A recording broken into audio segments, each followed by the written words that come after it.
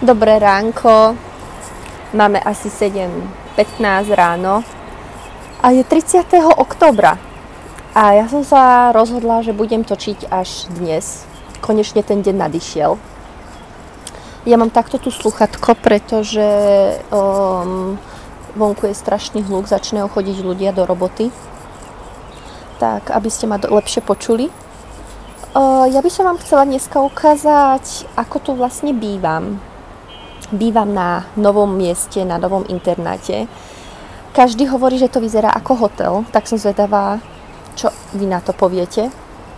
A potom by som vám chcela ukázať trošku moju školu, kde som sa učievala, lebo tento semester už nemám žiadne hodiny. Potom by som chcela ísť do fitka. Neviem, či mi to dneska vidia, alebo zajtra, ale fitko máme aj na tomto kampuse, ale lepšie fitko máme na druhom kampuse, čo je asi pol hodinu, 25 minút bicyklom, alebo sa dá ísť aj školským autobusom a trvá to 15 minút. Asi pôjdem bicyklom. Tak aj to by som vám chcela ukázať a určite dneska chcem ísť do kaviarne, ktorá sa otvorila pred 2 dňami. Tak a je taká vychýrená. Na čínskom Instagrame som ju zbadala, tak aj tam by som vás chcela zobrať. Takže môžeme začať rovno týmto výhľadom. Bývam na 18. poschodí. Vyzerá to nádherne. Máme krásnu aj oblohu.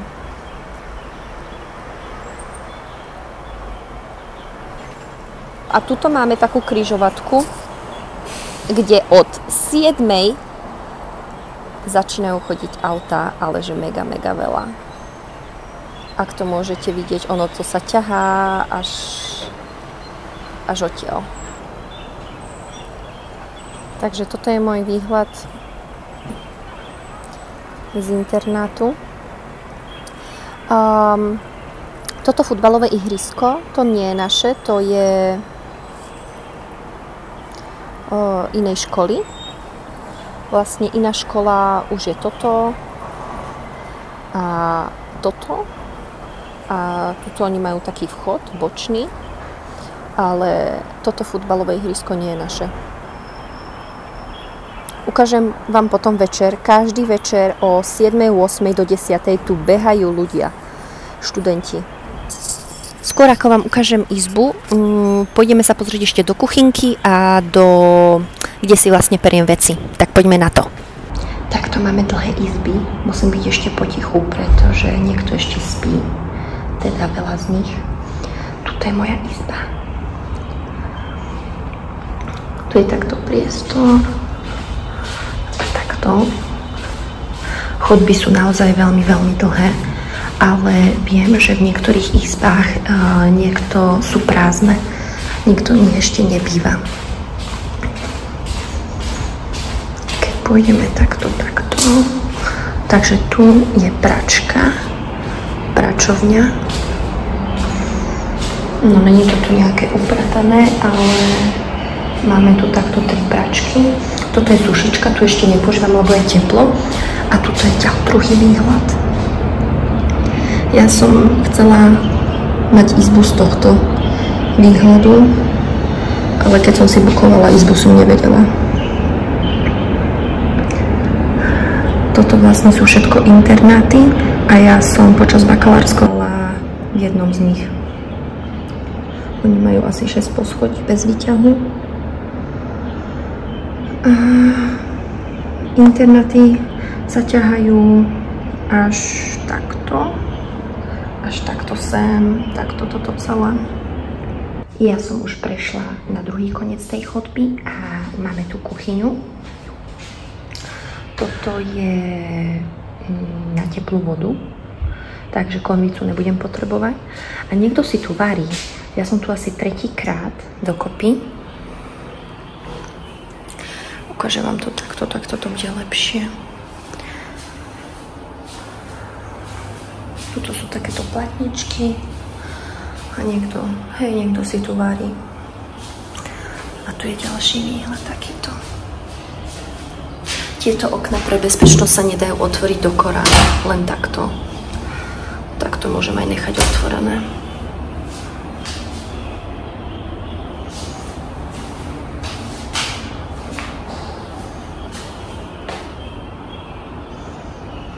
Takže takto a môžeme ísť. Zase musím prejsť túto velikánsku chodbu, až budeme u mňa doma. Ja už som pred novými dverami. Toto je moje číslo izby.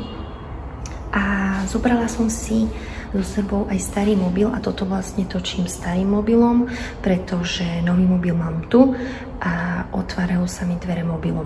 Tak vám to chcem ukázať. Takže takto priložím a dvere sa mi otvorili. Mega, že? Ja každý deň z toho odpadávam, tak dúfam, že aj vy ste odpadli. No a berem nový mobil a idem vám točiť.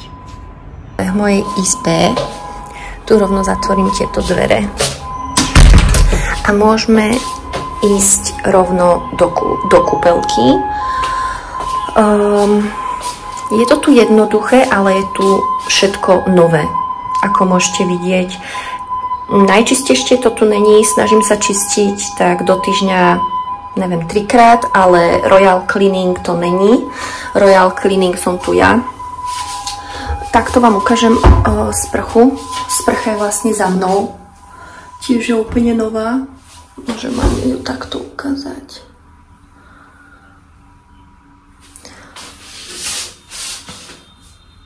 Ja som nová. Ja som úplne prvá. Nie, že nová, ja som prvá, čo sa tu nasťahovala potom, ako to tu zrekonštruovali. Čiže všetko úplne nové. Preto ľudia hovoria, že to tu vyzerá ako na hoteli. Dobre, toto bola kúpeľka. Takže tu mám komodu. Tam mám veci. Tu je moja voda. To mám školskú vodu. Nemusím si kupovať zvonku. No a takto vyzerá posteľ. Kúpila som si novú madrac a nevedela som, aký rozmer, takže preto je trošku veľká. Ale nevadí mi to. Tuto sa učievam. No, moc ani nie, skôr do knižnice chodím, ale keď musím z izby, tak aj ja z izby. Nemám tu veľa vecí, lebo nemám rada veľa vecí. Keď sa upratuje, je to lepšie, keď je menej vecí. Bola som na tenise a mám podpis od Rogera Federera. To sa veľmi teším. Tuto mám vlastne skriňu, tam mám oblečenie, zatiaľ letné, lebo je tu dosť teplo. Tuto, ako môžete vidieť, mám chladničku. Áno, ona je malá ako moja ruka, ale je strašne chutná. A dostala som ju, nekupovala som ju. A oproti posteli mám ešte takúto komodu. Tam by sa mi zišla nejaká telelka, televízor, ale je to zbytočná vec. Je to zbytočná vec, pretože počas dňa na intraku ani nie som. A vlastne takto tu máme ten balkón, odkiaľ som točila. Takže to bola moja room tour. Dúfam, že sa vám páčila. A idem sa na raňajkovať, tam vás zoberiem so sebou a ukážem vám ešte školu. A ešte jednu vec, čo som vám chcela ukázať. Máme tu 3 školské obchody, kde sa dajú kúpiť aj oblečenie mojej univerzity. Sú to vlastne také uniformy, je to na vás, či si ich chcete kúpiť alebo nechcete, nemusíte. Ale mne sa veľmi páčili, pretože sa dajú kúpiť len v škole, na škole. Tak vám to chcem ukázať. Názov univerzity sa volá Fudan. A kúpila som si takúto mikinu. Nejsú lacné tie veci, ale podľa mňa stoja za to. Toto je tričko, to nosím stále a asi pred 3 dňami som si kúpila vestu. Takúto vestu s takýmto logom mojej školy. Ešte jednu vec som vám chcela ukázať. Toto nosím každý deň. Počkajte, otvorím to. Ono to je takýto nádherný náhrdelník s logom mojej školy. Ten nosím každý deň. Nie je to zlato. Keď sa chodím sprchovať, tak si to dávam dole, ale hneď si to dávam naspäť. Každý deň to nosím. Takže toto sa mi páči najviac. Mali aj náušničky, ale to sa mi zdalo už moc.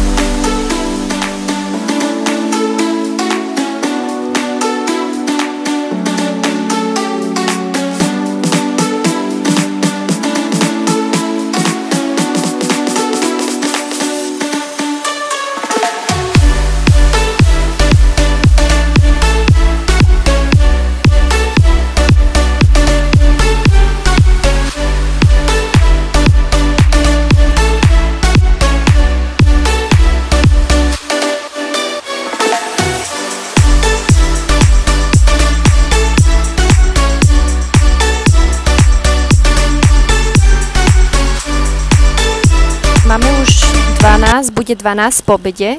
Ja sa už rýchlo chystám na ten školský autobus a idem na ten druhý kampus, kde je to fitko, tak aj to vám trošku ukážem. A bola som ráno natočiť nejaké tie klipy, aby ste videli školu, tak dúfam, že sa vám to páči. Dúfam, že sa vám to teda bude páčiť, ešte to ste nevideli. A rýchlo utekam na ten autobus. Čo by som vám chcela ukázať, sú tieto skrinky. Oni sú na donášku jedla. Toto dievča si oskenovalo kód a dole v strede si zoberie svoje jedlo. A toto je donáška jedla. A ide domov. Táto si to oskenovala. Nájde si číslo. Zobere si jedlo a ide domov. Neuveriteľné.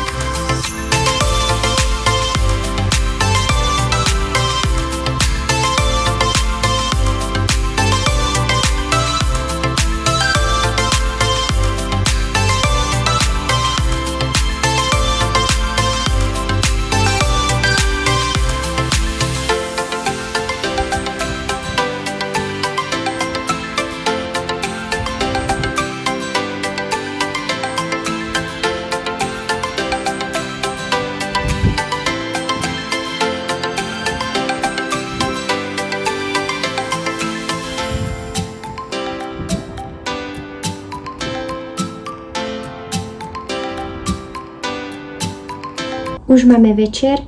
Ja by som chcela ukončiť tento vlog. Nestihla som ísť do tej kaviarne, čo som slúbila, že sa pôjdeme tam pozrieť. Ja som tam ešte tiež nebola, ale nebol na to čas. A ako som začala strihať toto video, tak už bude dosť dlhé. Dúfam, že sa vám video bude páčiť. Moje prvé zo Šanghaja. Zatiaľ sa mi nedajú na YouTube písať komentáre, tak ak budete chcieť, kľudne mi môžete napísať na Instagram do správy, ako sa vám video páčilo. A dúfam, že sa uvidíme čoskoro pri ďalšom videu. Čaute!